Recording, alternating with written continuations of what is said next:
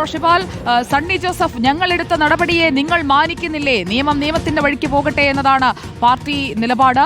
രാജിവെക്കേണ്ടത് പാർട്ടിയല്ല വ്യക്തിയാണ് എന്നുള്ള ഒരു തൊടുന്യായമാണോ നമ്മളിപ്പോൾ കേട്ടത്? റോഷിപാൽ,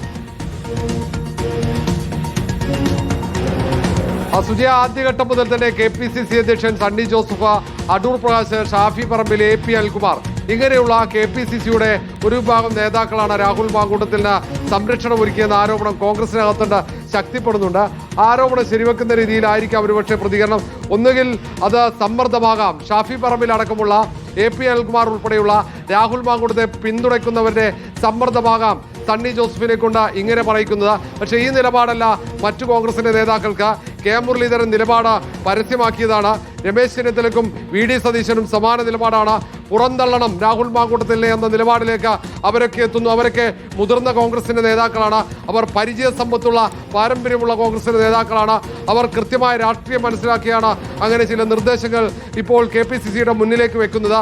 അത് ചെവിക്കൊള്ളാതെയാണോ ഇപ്പോൾ സണ്ണി ജോസഫ് ഇങ്ങനെ സംസാരിക്കുന്നത് വ്യക്തമല്ല. മാത്രവുമല്ല, KC വേണുഗോപാൽ തന്നെ സണ്ണി ജോസഫിന് ഇന്നലെ രാത്രി നിർദ്ദേശം നൽകിയതാണ്. എല്ലാ നേതാക്കളുമായി സംസാരിക്കണം, അവരുടെ അഭിപ്രായം ആരായണമെന്ന്.